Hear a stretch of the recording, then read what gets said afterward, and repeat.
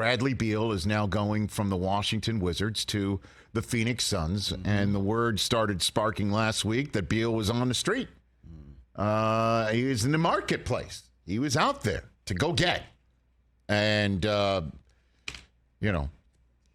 Suns didn't have to break up their team to go get him because his contract was so expensive with a no-trade clause that allowed him to choose where he wanted to go.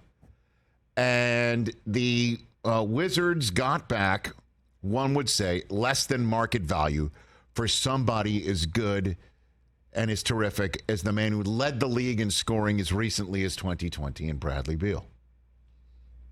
And David Aldridge of The Athletic is going to be first up to explain to us why the Suns were able to add Bradley Beal to a team with Kevin Durant, to a team with Devin Booker, to a team still with DeAndre Ayton, for Chris Paul, Landry Shamet, a bunch of second-round choices. Because they don't have any first-rounders because they used him to get Kevin Durant. And a pick swap. Hey, swap. A little pick swap. And that's it. Honestly, when I saw this on the beaches of Tel Aviv, words I've never said before in my life, but now, as I'm reading this, I literally thought to myself, maybe there's more. I need to refresh. Maybe this is player just to be named later. Maybe it's the reception out here. Cash I don't know. considerations. I did hit refresh a couple times. I'm like, there's got to be another paragraph to this Woj story, and there wasn't. And here I was leaving this studio a week and a half ago, wondering if the Nuggets' success would lead to a copycat in the NBA to let's just build a team. Right.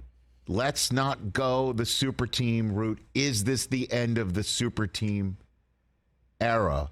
And you've got a Suns team that looks right at the Nuggets, right at Jokic, putting down his Serbian, what I don't know what the currency is, on Win Placer show. And he's there, and we saw what Murray was able to build himself into in this team with Aaron Gordon and everyone else.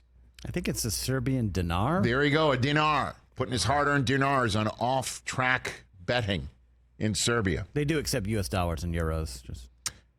Here I thought maybe this is the end of the super team era. And the Suns are like, nope. That's a pretty good super team. At all. And to me, this is a huge stone thrown into the association pond of NBA draft week, because it's not just what are the Suns looking like next year. It's like, what about Chris Paul? Because he's not staying in Washington. Nope. And he wants to come to this here town. Does he want to get on the banana boat with LeBron and what everyone believes is his last year as a Laker? Does he want to maybe, TJ Jefferson, look you in the eye and says, you want to be a Spurs fan, do you? Good. You want to give up on the Clippers, do you? I mean, Come on, TJ. And just when he is sent packing so the Suns can create a triumvirate in the so-called post-Super Bowl super team era, how does Kawhi, Paul George, and Chris Paul sound to you? injured. That's how it sounds to me. Injured. Very good.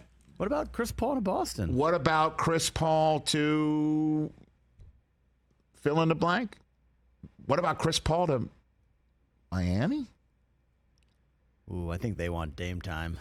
That's the other ripple effect, don't. because Miami not landing Beal, would that have taken them out of the mix for Lillard? Is Lillard in play? Does it matter Who knows? who the Hornets, with their first selection post Michael Jordan owning the team as the majority owner, does it matter who the Hornets are taking second overall on Thursday night? If they leave Scoot Henderson for the Blazers, does that mean they trade Lillard and start with Scoot Henderson? Because what is Scoot going to do with Lillard? Maybe nice backcourt, I guess. Brandon Miller comes. Does that change the dynamic for the Blazers? Does neither choice for the Blazers matter? Lillard wants out, or he's going to stay because he likes one of these kids. I don't know. Is Zion in play? David Aldridge is going to break this all down for us. But I just find it funny that I'm sitting here wondering, does this mean the end of super teams in the NBA? Because we've seen what the Nuggets can do with a terrific two-man game and a supporting cast with young players. You started the super team, bro. And then what about Draymond Green? Yeah, he's out there right now. Does he stay with the Warriors to keep that triumvirate together? You got to figure the Warriors are going to go all in to do that because the Suns have 3 now, and the Clippers might wind up with 3 now, or the Lakers might wind up with LeBron, AD, and CP3. What a week. Next 48 hours are going to be, as the kids say, lit. Let's go. Catch the Rich Eisen Show every single day on the Roku channel, 12 to 3 Eastern, for free.